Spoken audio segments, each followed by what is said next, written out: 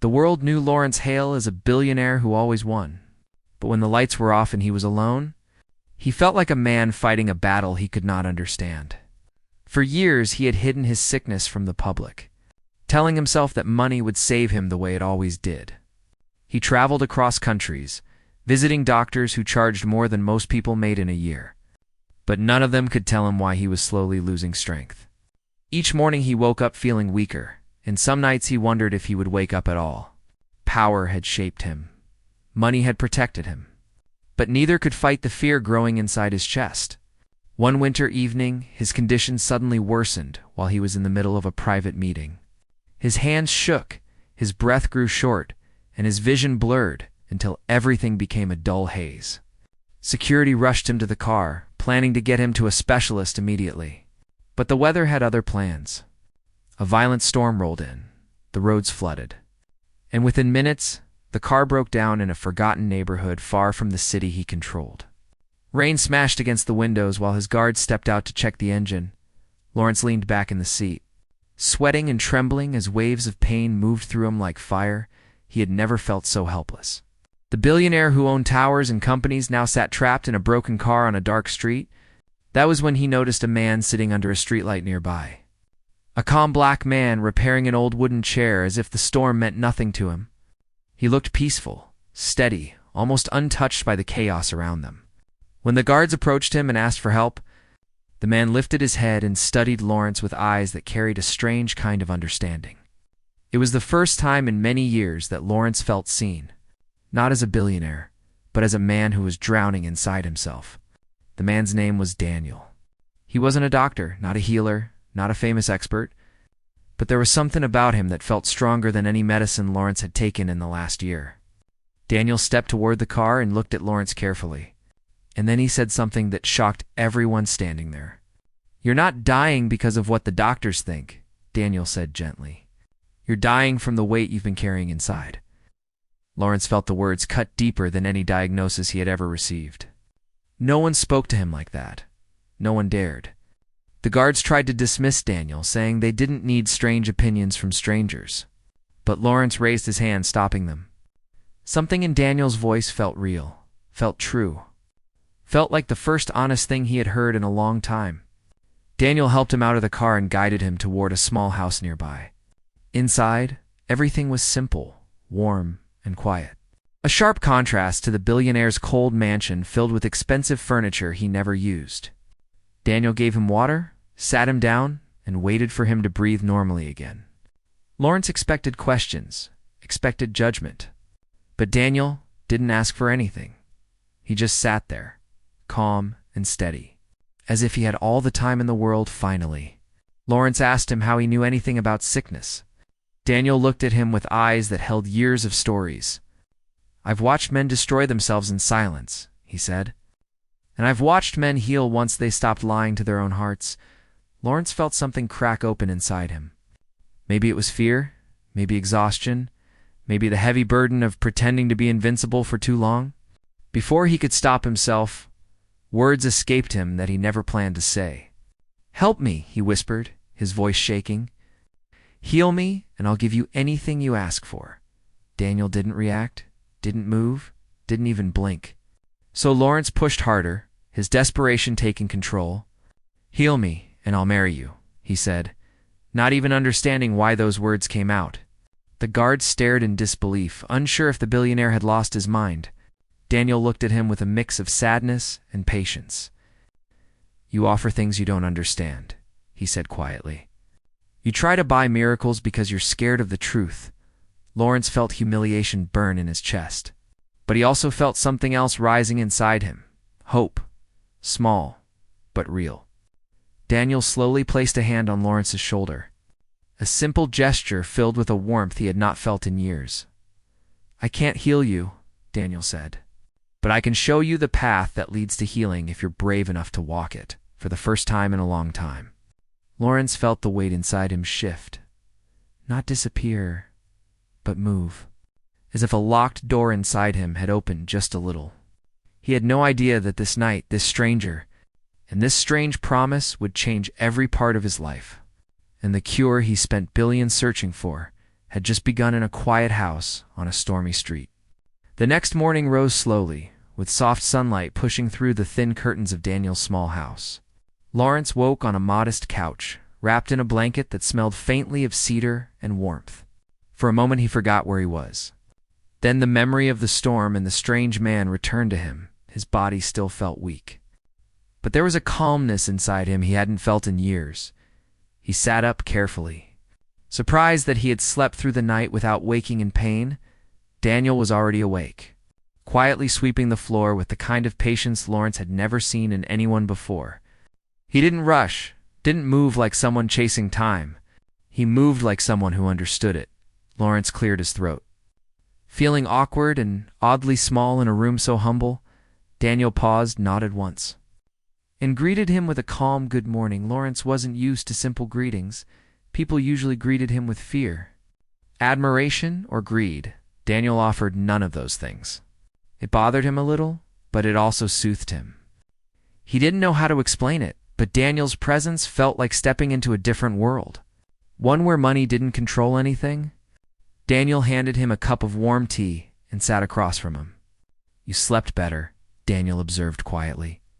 "Your body is tired. But your mind is the heavier part." Lawrence felt exposed again. As if every wall he had built over the years was suddenly made of glass, he asked Daniel what he meant. Daniel didn't speak right away. He waited, watching Lawrence the same way someone would watch a man trying to lift a weight he wasn't ready for. Finally, Daniel said, "Your sickness didn't start in your body." He spoke softly, but his words felt sharp. "It started when you began choosing power over peace, when you began burying truth under fear, when you started building a life where you had everything except honesty with yourself." Lawrence felt as if someone had peeled away every mask he wore. He hated it, but he needed it. For years, doctors had told him what was wrong with his body, but no one had ever touched the part of him that was truly broken. He tried to change the topic, asking Daniel what kind of payment he wanted for helping him. Money, property, gifts, influence, anything. Daniel shook his head with a small smile. "I don't want your money," he said. "I want you to stop pretending that you can fix everything by buying it." Lawrence stared at him. Stunned, no one refused him. No one ever had. Daniel continued, sweeping calmly. As if refusing a billionaire was nothing unusual, it made Lawrence uncomfortable. Confused and strangely humbled. He wasn't sure why, but he felt like he was standing in the presence of someone who lived by rules he had never learned. Rules that couldn't be bought. Rules he didn't understand yet, after a long silence. Lawrence asked Daniel why he helped him, why he let a stranger into his house, why he cared. Daniel leaned on the broom and studied the billionaire with thoughtful eyes. "I didn't help the billionaire," he said. "I helped the man who looked like he was about to fall apart." Those words pierced through every layer of pride Lawrence had left. For years, people only reacted to his wealth, not his humanity. Hearing someone speak to him like a human felt unsettling and healing at the same time. Daniel finally stepped closer and said, "If you want healing, real healing, then you must learn what broke you." Lawrence felt a chill run through him. "What broke me?" he whispered. Not sure he wanted the answer, Daniel nodded. "You've lived too long, pretending strength is silence and power is control." Daniel told him they would begin with something simple. "But difficult? You must walk outside," Daniel said. "Without your guards, without your title, without your name." Lawrence frowned, not understanding. Daniel explained, "You cannot heal in the same world that wounded you." Those words hit something deep inside him. He realized he had never walked anywhere alone in years. Every step of his life had been surrounded by security, assistants, cameras, and noise. Still, Daniel insisted, "If you want to follow this path, you must start as a man." Not as a billionaire. Lawrence hesitated, fear twisting in his stomach. But something stronger than fear pushed him to agree. He stepped outside Daniel's house barefoot, feeling the cold ground under his skin for the first time in a very long while. It felt strange, real, grounding. Daniel stood beside him silently, letting him breathe the morning air for the first time in years. Lawrence felt the world without filters, without protection, without power. He didn't know it yet. But this simple step was the first moment of the cure he had been searching for his entire life. Lawrence stood outside Daniel's small house, the cold ground pressing against his bare feet. The early morning air felt sharp, almost shocking. As if the world was waking him up by force, he wasn't used to feeling the earth directly. He wasn't used to feeling anything he didn't pay for. For a moment, he simply breathed, confused by how something so simple felt so unfamiliar and heavy at the same time. Daniel watched him quietly, his arms crossed, his face calm. He didn't lecture, didn't guide, didn't push. He just let Lawrence stand there until the billionaire finally spoke. "What am I supposed to feel?" Lawrence asked in a frustrated whisper. Daniel replied gently, "Whatever your spirit has been trying to feel for years." Lawrence hated vague answers. In his world, everything had explanations: reports, data, numbers, and control. Daniel's world had none of that, and yet, for the first time, Lawrence felt like he needed to listen instead of argue. He swallowed the frustration and waited. Letting the morning silence shape his thoughts, Daniel finally said, "Your healing starts when you learn to see yourself without the armor you've been wearing." Lawrence frowned. Not understanding, Daniel pointed toward the street where people were beginning their day. A woman walking her dog? An old man pushing a cart, children running to school. Simple lives, simple steps, simple truths. And Lawrence realized he hadn't lived simply in decades. He watched a young boy laugh as he splashed water from a puddle. The boy's clothes were old, his shoes were torn, but his smile carried something Lawrence didn't have. Freedom, the kind of freedom no money could buy. It unsettled Lawrence more than his illness ever had. Daniel broke the silence. "Before I help you understand your sickness, you must understand your life." Lawrence turned toward him. "My life," he repeated, confused. Daniel nodded. "You've spent years building an empire, but you lost the man inside the empire." Lawrence felt a sting in his chest. Sharper than pain, it was truth, and truth hurt more than any medicine he had swallowed. Daniel told him they were going for a walk. Lawrence blinked at him, shocked. He hadn't walked anywhere without bodyguards, gates, or cameras in years. Even his morning exercise happened on private machines, with assistants checking his schedule. Walking in a normal neighborhood felt almost dangerous, but Daniel insisted. You cannot understand healing while hiding behind fear. They walked slowly along cracked sidewalks and broken fences. Neighbors looked at Lawrence with casual glances. Not knowing who he was, no one whispered. No one pointed, no one bowed, and strangely, Lawrence felt more human in that moment than he had in decades. He wasn't a billionaire here. He was just a tired man walking beside someone who saw him without titles or numbers. As they walked, Daniel began asking questions no doctor had ever asked. "When was the last time you told someone the truth without changing it?" Lawrence hesitated. "When was the last time you apologized without expecting something back?" Lawrence looked away. "When was the last time you felt joy without paying for it?" Lawrence stopped walking. Unable to answer even one question, he felt something painful twist inside him.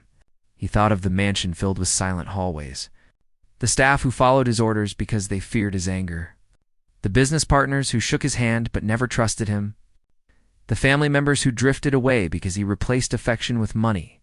His entire life suddenly felt like a polished cage he had built with his own hands. Daniel watched him with kindness, not pity. "You're sick because your soul is starving," Daniel said softly. "You've given your body everything, but you gave your spirit nothing." Lawrence blinked back the sting behind his eyes. He didn't cry. He hadn't cried since childhood. Power taught him that tears were weakness. But now, standing in a quiet street beside a man who refused to fear him, he felt the old walls shaking. They continued the walk until they reached a small community center. Children were drawing inside, their laughter spilling out through the open windows. Daniel guided him toward the door inside this place. Daniel said, "You will find something you've forgotten." Lawrence stared at the doorway like it was a foreign world. He didn't belong here, and yet a strange pull tugged at his chest. A feeling he couldn't explain, a feeling he couldn't ignore. "Go in," Daniel encouraged softly, not as Lawrence Hale, the billionaire, but as Lawrence the man. The words echoed inside him. He took a slow breath, and for the first time in his life, He stepped into a room without power, without pride, without armor, a small step. But a real one. He didn't know it yet, but the cure was already waiting for him on the other side of that door. Lawrence stepped into the community center slowly. Unsure of what waited inside, the room smelled of crayons. Old books and warm sunlight, children sat at small tables drawing pictures with colors that spilled beyond the lines. Their laughter filled the air in a way that made the space feel alive and honest. It was the kind of place he had never entered in his adult life, not because he hated it, but because his world had no space for anything simple or soft. When he stepped further inside, a little girl looked up at him. She had bright eyes and a messy ponytail, and she pointed at his expensive shirt with a curious smile. "Your clothes look too fancy for drawing," she giggled. Lawrence felt heat rise in his face. He wasn't used to anyone speaking to him casually. People usually spoke with fear, respect, or strategy.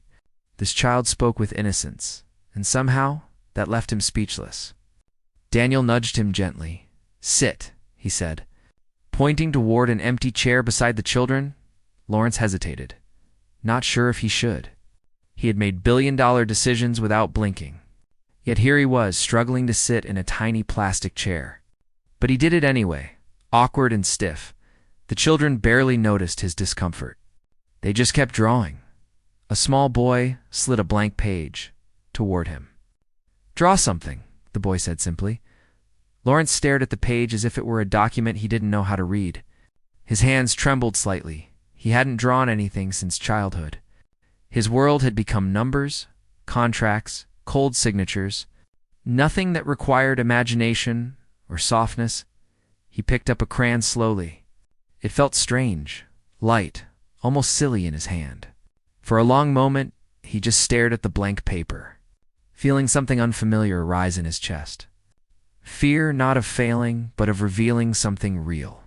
Daniel watched him from the doorway. Silent and patient, he didn't guide, didn't push, didn't interfere. He simply watched a man rediscover pieces of himself he had buried under years of wealth and pride. Lawrence finally made the first mark on the paper, a shaky line that curved the wrong way. The little boy leaned over and laughed. "That looks like a snake," he said loudly, to Lawrence's own surprise. He laughed too, a soft, unsteady laugh, but real. It felt strange in his chest, almost painful because it had been trapped inside him for so long. As he kept drawing, memories slowly surfaced. He remembered sitting on the floor of his childhood home with his sister, fighting over crayons. He remembered drawing suns with uneven rays and houses with crooked roofs. He remembered joy that had no price tag. He remembered being human before he became powerful, and that memory shook him. A volunteer walked by and complimented the children. But she stopped when she saw Lawrence drawing. She smiled warmly and said, "Looks good." She didn't recognize him. Didn't treat him special. Didn't ask for anything. Her simple kindness made something tighten in his throat. He wasn't used to kindness without motives. After some time, Daniel stepped forward and said, "Let's go." Lawrence put down the crayon slowly. Almost reluctantly, when he stood up, he felt something different inside him. Lightness, a small but real shift, as if the weight of years had loosened just enough to let him breathe. Outside the center, Daniel began walking toward a nearby park. Lawrence followed, unsure of what lesson was coming next. Daniel finally spoke. "Healing isn't always medicine." Lawrence glanced at him. Waiting, Daniel continued, "Sometimes healing is remembering who you were before the world told you to harden." They reached a quiet bench under an old tree. Daniel sat down and gestured for Lawrence to do the same. "You're not sick because your body failed," Daniel said softly. "You're sick because your spirit collapsed." The words hit like a cold wind. Sharp and undeniable, Lawrence looked down at his hands. The same hands that had signed contracts worth billions, but now those hands looked empty. Empty of meaning, empty of warmth, empty of truth. Daniel studied him for a long moment before speaking again. "You built an empire, but you abandoned your heart in the process." Lawrence swallowed hard. Unable to argue, he thought of the people he had stepped on to rise. The employees he had fired without mercy, the partners he had manipulated, the promises he had broken, the relationships he had let die because work always came first. Every memory felt like a stone sinking inside him. Daniel placed a gentle hand on his shoulder. "This journey won't cure you if you keep pretending you weren't part of your own damage." Lawrence closed his eyes, feeling the weight of that truth settle into him for the first time. He didn't feel attacked. He felt understood. He felt seen. He felt human. Daniel stood and said, "Tomorrow we begin the deeper work." Lawrence opened his eyes, confused and afraid. "Deeper work," he repeated quietly. Daniel nodded. "Yes, the truth you've been avoiding." The wind moved through the trees, carrying a quiet warning. Lawrence felt his heart beat faster. He didn't know what truths Daniel meant.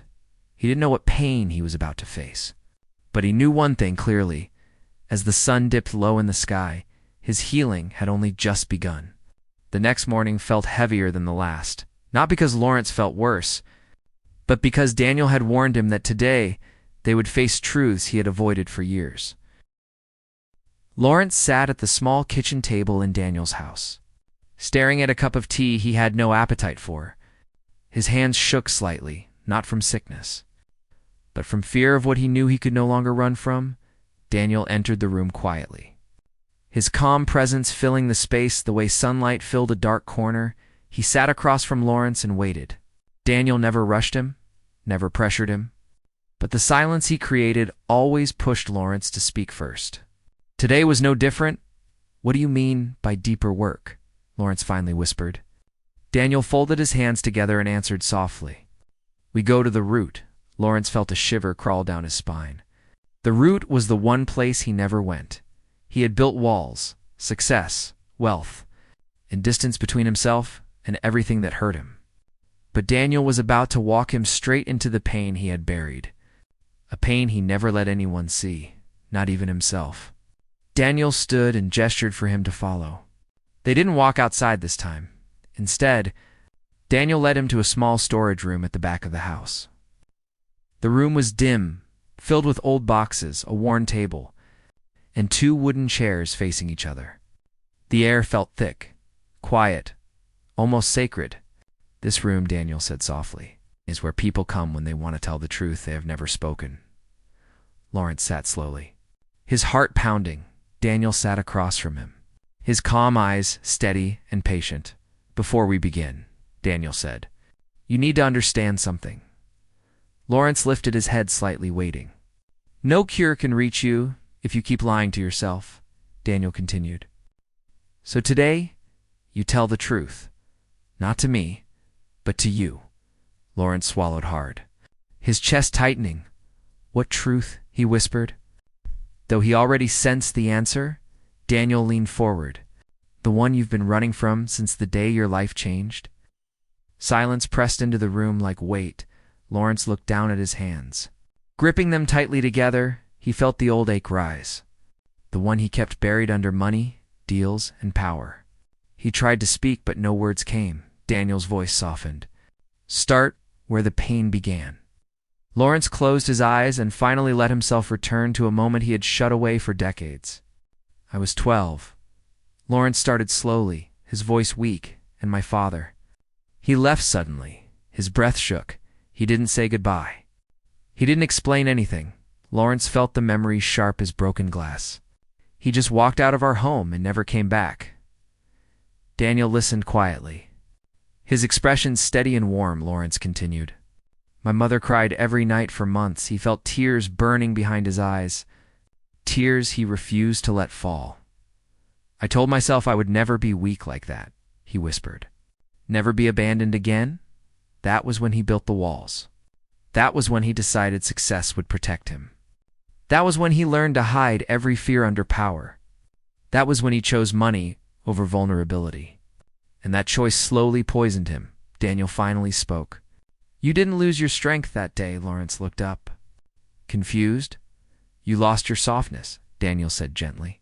"And your sickness comes from the part of you that never healed from being left." The words hit him like a blow. He felt the truth in them, raw and painful. He had lived his entire life trying to prove he didn't need anyone. He chased control so he would never feel helpless again. But in doing so, He abandoned his own heart long before his father ever abandoned him. Lawrence's chest tightened, and for a moment he couldn't breathe. He thought he was breaking. But Daniel spoke softly. "You're not breaking. You're opening." Lawrence felt his first tear fall, warm and unfamiliar on his skin. He wiped it away quickly, but Daniel shook his head. "Don't hide it," he said. "You've hidden enough." Lawrence took a shaky breath. The memories dragged more truths out of him. The friendships he ruined because he feared closeness. The relationship he destroyed because he couldn't trust love. The employees he bullied because he believed fear kept people loyal. The family he drifted away from because he refused to be vulnerable. Every memory hit like a wave. Every wave carried years of pain he never let himself feel. Daniel let the silence hold him, not judging, not questioning, just letting the truth find air for the first time. When Lawrence finally looked up, his voice was barely a whisper. "Is this why I'm sick?" Daniel nodded gently. "Your body is tired from carrying the pain your heart refused to release," he said. "And until you release it, no medicine in the world can heal you." Lawrence leaned back.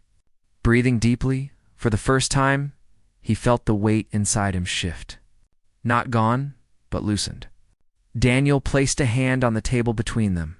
"Tomorrow," he said, "we face the reason you never forgave yourself." Lawrence froze. There was more, darker, deeper, heavier, and he wasn't sure he was ready, but he knew the truth now. Healing was not about his body. It was about the wounds he had hidden from his own soul. The next morning carried an uneasy stillness. Lawrence woke before sunrise, unable to go back to sleep because Daniel's last words kept echoing in his mind. "Tomorrow we face the reason you never forgave yourself." He had confessed pain, regret, childhood wounds, and lifelong fears. But Daniel seemed to know there was something deeper he hadn't touched yet, something darker, something buried so far inside him he almost convinced himself it didn't exist. He sat at the edge of the couch, his hands gripping each other tightly. For the first time since coming to Daniel's home, he didn't try to hide his trembling. The truth was too close now, and he was terrified. Daniel entered the room quietly, carrying 2 cups of tea. He placed one in front of Lawrence and sat across from him at the small kitchen table. He didn't smile this time. His expression was solemn, steady, as if he knew the next step would require more strength than anything Lawrence had faced before. "Are you ready?" Daniel asked gently. Lawrence took a long breath. But his voice cracked. "No," he admitted. "But I know I have to." Daniel nodded slowly. Accepting the honesty, they didn't go outside. They didn't walk. Instead, Daniel motioned toward the same small room they had used the day before. The room of truths. The room where masks came off. The room where every wound had to be exposed to heal. Lawrence stepped inside, feeling the weight of memories pulling at him like heavy chains. He sat down, and Daniel sat across from him. Their knees almost touching, Daniel didn't rush him.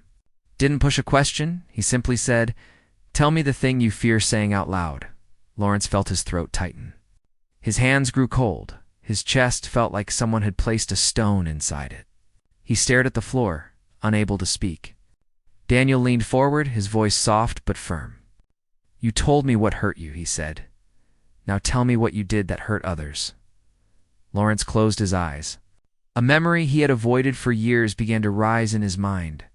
A memory he had buried under money, success, and excuses. He shook his head, trying to push it back down, but Daniel gently said, "It won't kill you to say it, but it did kill part of you when you hid it," Lawrence finally whispered. "It was my brother." Daniel didn't react. Didn't comment, just waited. Lawrence took another breath. His voice unsteady. "He came to me years ago," he said, asking for help. The memory hit him like a punch. Sharp and raw. He had lost his job, his home, his wife left him. Everything was falling apart. Lawrence swallowed the lump in his throat. "He asked if he could stay with me for a while," he said quietly. Just until he could get back on his feet. Daniel watched him carefully. "And what did you say?" he asked softly. Lawrence felt the shame burn through him. "I told him no," he whispered. "I told him I didn't have space, that I was too busy, that he needed to solve his own problems." Daniel didn't speak. He let the silence carry the weight of the confession. Lawrence clenched his fists. "I didn't say it because I couldn't help," he said. "I said it because I didn't want to help." He felt his voice break. "I didn't want him interrupting my life, my work, my image." He rubbed his eyes, fighting tears. "I shut the door on him," he whispered. "My own brother," Daniel finally spoke. "And what happened after that?" Lawrence shook his head as the worst part surfaced. "He died," he whispered, his voice barely audible. "He died 3 weeks later." Daniel's face softened with deep sadness. Lawrence continued, his chest shaking. He froze outside in the cold. Sleeping in his car, his breathing broke. "I could have saved him," he said. "I could have taken him in. I could have helped him start over." He pressed a hand over his face. "But I was too proud to let anyone close." Daniel reached across the table and placed a steady hand on Lawrence's trembling one. "You've punished yourself every day since then," Daniel said quietly. "And that punishment has been eating you alive." Lawrence felt tears streaming. He didn't wipe them anymore. He didn't hide. He let the grief pour out of him for the first time since the night he got the call about his brother's death. "I killed him," Lawrence cried. Daniel shook his head firmly. "No," he said. "A mistake is not murder. But refusing to forgive yourself can destroy you just as deeply." Lawrence leaned forward. Crying into his hands, he felt the shame, the guilt, the sorrow, all rising from inside him like a collapsing dam. He cried for the man he lost. He cried for the man he became after losing him. And he cried for the man he never allowed himself to be. Daniel waited until the flood slowed. Then he whispered, "This is the wound. Lawrence, the wound you never cleaned, never faced, never forgave, and this is the sickness." Lawrence looked up, eyes swollen and tired. "Can this be healed?" he asked, his voice breaking. Daniel gave a slow nod. "Yes," he said, "but healing begins with forgiveness." "Not for him," Daniel added gently, "but for you." Lawrence exhaled shakily, his heart heavy, but finally open. He wasn't healed yet. But for the first time, he wasn't hiding. And that alone was the beginning of the cure he had chased for years. The day after Lawrence confessed the truth about his brother felt different from every day before. The weight he had carried for years had finally been spoken out loud. It didn't disappear, but it loosened. It stopped poisoning him quietly in the dark corners of his mind. For the first time in years, he woke without the crushing pressure in his chest. Daniel watched him step into the main room with softer shoulders. His steps were slower, calmer, as if he were learning to breathe all over again. Daniel handed him a cup of tea and said quietly, "Today you begin forgiving." Lawrence held the warm cup with shaking hands. "Forgiveness feels impossible," he admitted. Daniel nodded. "That is why it heals." They sat across from each other. The silence, thick but peaceful. Daniel spoke first. "Guilt becomes sickness when we hold it like a shield." Lawrence lowered his eyes. For years he had carried guilt, not as sadness, but as punishment. Punishment for failing his brother. Punishment for becoming the man he used to fear. Punishment for choosing pride over love. Daniel leaned forward, his voice calm and steady. "You hurt someone you loved," he said, "but you also hurt yourself more than you ever understood." Lawrence felt the truth sting again. He whispered, "How do I forgive myself when he isn't here to forgive me?" Daniel shook his head gently. "Forgiveness is not something you wait for," he said. "It's something you decide." Lawrence looked away, his chest tightening with old memories. He remembered his brother standing at his door, desperate and embarrassed. He remembered the cold tone he used to push him away. He remembered the moment he closed the door. Choosing pride over compassion, that memory had haunted him for years. Daniel could see it in the tension of his jaw. "Say it," Daniel encouraged softly. "Say what you've hidden from yourself," Lawrence swallowed hard. "I could have saved him," he whispered.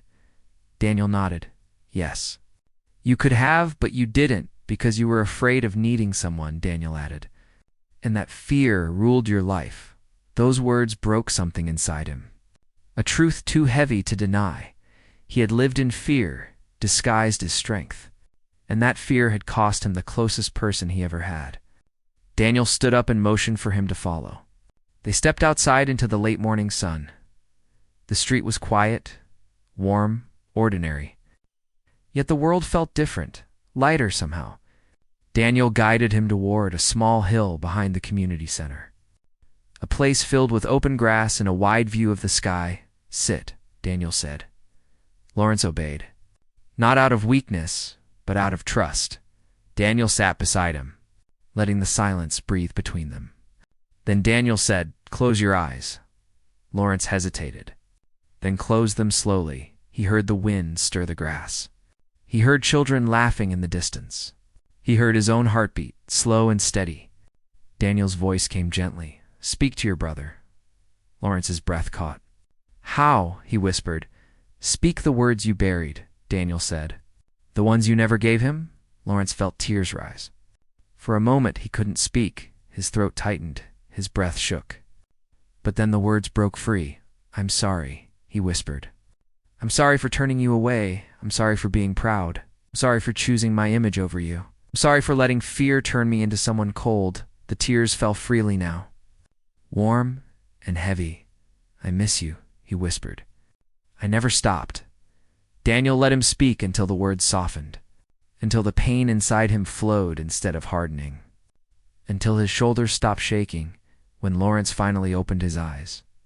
The world looked clearer, brighter, real. Daniel placed a gentle hand on his back.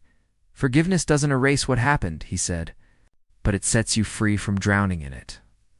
Lawrence breathed deeply. For the first time since his brother's death, he felt air fill his lungs without guilt crushing it. Then Daniel said the words he never expected. "Your body has been responding." Lawrence blinked, confused. Daniel continued, "Your sickness wasn't just in your body. It lived in your spirit. And your spirit has finally released the weight." Lawrence stared at him. "Stunned, you mean?" Daniel smiled gently. "Yes." He said, "The healing has already begun." Lawrence touched his chest. Shocked by the lightness, the sharp pain that had haunted him for months had softened. Breathing felt easier. Standing felt steadier. His mind felt clearer than it had in years. Tears streamed again, but these were different. Not from guilt, but from relief. Daniel stood and helped him to his feet. "You found the cure," Daniel said. "Not in money, not in medicine, but in truth." Lawrence looked at the sky, wide and blue.